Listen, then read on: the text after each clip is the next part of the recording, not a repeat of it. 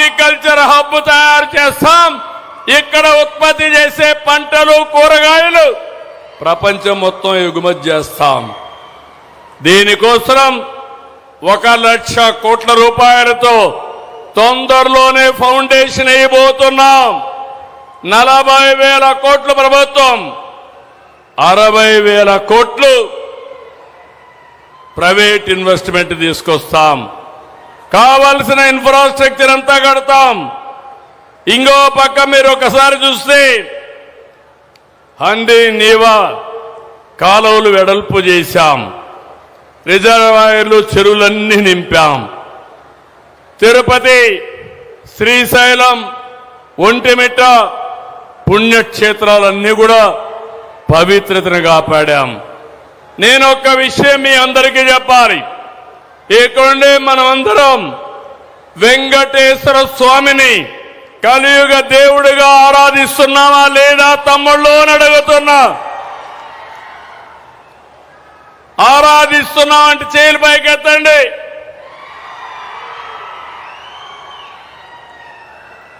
అలాంటి దేవుడికి అపచారం జరిగితే అలాంటి వాళ్ళని శిక్షించే బాధ్యత మన పైన ఉందా లేదా అని మిమ్మల్ని అడుగుతున్నా. వెంకటేశ్వర స్వామి లడ్డు తయారు చేసే నెయ్యిలో కల్తీ ఏమనాలి? గట్టిగా పట్టుకుంటే ఇప్పుడు దొంగ నాటకాలు ఆడుతూ దేవాలయాల చుట్టూరు తిరుగుతున్నాడు గొడ్డలి పార్టీ నాయకుడు. అవునా కాదా తమ్ముళ్ళు అని మిమ్మల్ని అడుగుతున్నా. నువ్వు దేవాలయాల చుట్టూ తిరగాల్సిన పని లేదు. నువ్వు నమ్ముకున్నటువంటి మతాన్ని నువ్వు ఆరాధించు, మాకు నష్టం లేదు. కానీ వెంకటేశ్వర స్వామి జోలుకొచ్చి దేవాలయాల పైన దాడులు చేసి కబద్దారు గుర్తుపెట్టుకోండి, మేము కాపాడుకునే శక్తి మాకుంది. అవునా కదా తమ్ముళ్ళని మిమ్మల్ని అడుగుతున్నా. ఏమో మా ఆడబిడ్డలను మిమ్మల్ని అడుగుతున్నా. దేవుణ్ణే కాపాడలేకపోతే మనకు భవిష్యత్తు ఏముంటుందని మిమ్మల్ని అడుగుతున్నా. అందుకని నేను ఎప్పుడు కూడా వేరే మతాలను ద్వేషించను. కానీ నేను నమ్ముకున్న దేవుడు, నాకు ప్రాణ భిక్ష పెట్టిన దేవుడు, నాకు పునర్జన్మ ఇచ్చిన దేవుడు అప్రతిష్ట పాలు చేయాలంటే క్షమించాలన్నా తమ్ముళ్ళు అని అడుగుతున్నా. అందుకే మిమ్మల్ని అందరిని అడుగుతున్నా. ఈరోజు కూడా చూశా, ఒంగి దండాలు పెడుతున్నాడు దేవాలయాలకు పోయి. నువ్వెన్ని దండాలు పెట్టినా ఎవరైనా సరే దేవుడు మీద నమ్మకుండే ఏ వ్యక్తి నీకు మీ పార్టీకి సహకరించరని చెప్పి కూడా నేను మీకు తెలియజేస్తున్నా. నేను మీ అందరికీ హామీ ఇస్తున్నాను. రాయలసీమలో దేవాలయాలున్నాయి. ఆధునిక దేవాలయాలన్నీ ఇరిగేషన్ ప్రాజెక్టులున్నాయి.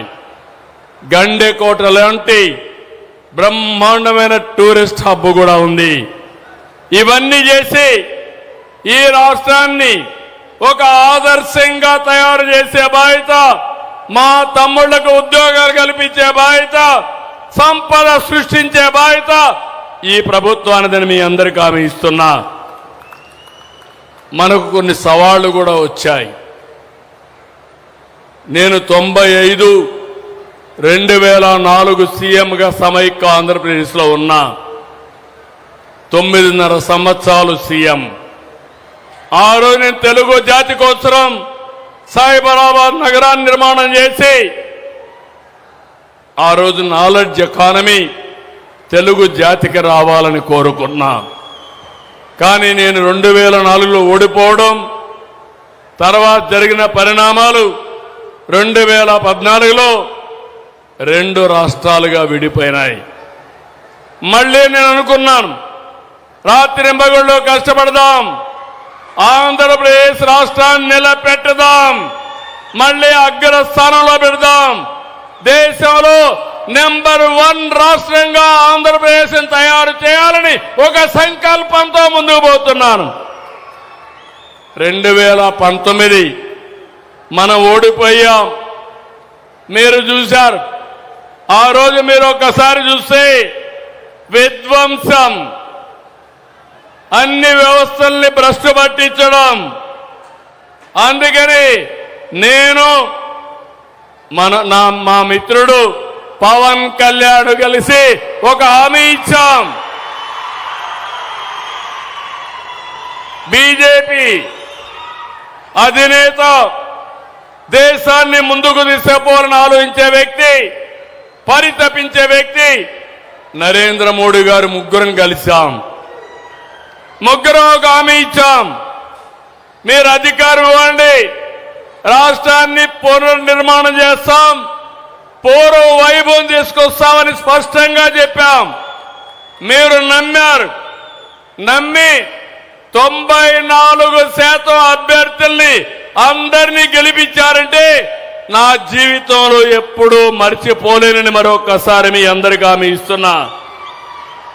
అందుకని వెంటిలేటర్ పై నుండే రాష్ట్రానికి కేంద్ర సహాయంతో ఆక్సిజన్ ఇచ్చి వ్యవస్థలన్నీ ఘాట్లో పెట్టాం. ఈరోజు మీరు ఒక్కసారి చూస్తే నేను ఎన్నికల్లో చెప్పాను, సంక్షేమ కార్యక్రమాలు ఇస్తామని చెప్పాం, మెరుగైన సంక్షేమాన్ని ఇస్తామని చెప్పాం. నిన్ననే అన్నదాత సుఖీభవ కింద 46 లక్షల మంది రైతుల ఖాతాలో డబ్బులేశాం. అదే సమయంలో మొదటి తారీఖున అందరికీ 4,000, 6,000, 10,000, 15,000 పింఛన్లు ఇచ్చాం. మళ్లీ మొదటి తారీఖు వస్తా ఉంది. మళ్లీ పింఛన్లకు సిద్ధంగా ఉన్నాం. ప్రజాసేవలో, పేదల సేవలో ముందుకు పోతాం. అదే సమయంలో మీరు ఒక్కసారి ఆలోచిస్తే రాబోయే నెలలో ఏదైతే తల్లికి వందనం చెప్పామో 15,000 రూపాయలు తల్లికి వందనం. ఎంతమంది పిల్లలుంటే అంతమంది పిల్లలకు తల్లుల అకౌంట్లో వేసే బాధ్యత మాది.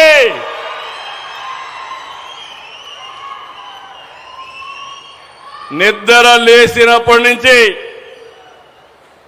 రాత్రి వరకు ఒకటే ఆలోచన, ప్రజలకు ఏ విధంగా మంచి చేయాలి, మిమ్మల్ని ఏ విధంగా ఆదుకోవాలి అనేది, ఏ విధంగా ఇండస్ట్రీ తేవాలని నేను ఆలోచిస్తున్నా. సంపద ఎట్లా సృష్టించాలి, ఆదాయాన్ని ఎట్లా పెంచాలి, ప్రజలకు ఇబ్బందులు లేకుండా ఏ విధంగా ఆదుకోవాలో నేను ఆలోచిస్తున్నా. అయితే అదే సమయంలో గొడ్డలి పార్టీ రాత్రింబగళ్ళు కుట్రలు ఆలోచిస్తున్నారు.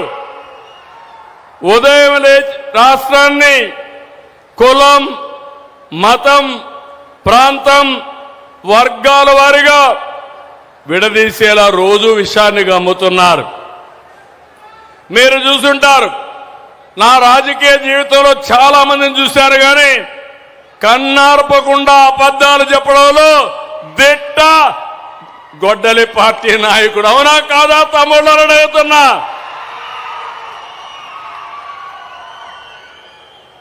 ఎక్కడికక్కడ నేరాలు ఘోరాలు చేసి దానికి రాజకీయ రంగు పులిసి లబ్ధి పొందాలని ఆలోచిస్తున్నారు. నిన్న చూశారు విజయవాడలో ఒక సంఘటన జరిగింది. అక్కడుండే సిఐ కాపుని, బాధితుడు కాపుని, దానికి కూడా రాజకీయ రంగు పులిమి కులాన్ని అంటగట్టి పవన్ కళ్యాణ్ పైన ఇష్టానుసారంగా నోరు బారేసుకునే పరిస్థితికి వచ్చారు. అదే నేను చెప్పాను, ఖబర్దార్ జాగ్రత్తగా ఉండండి.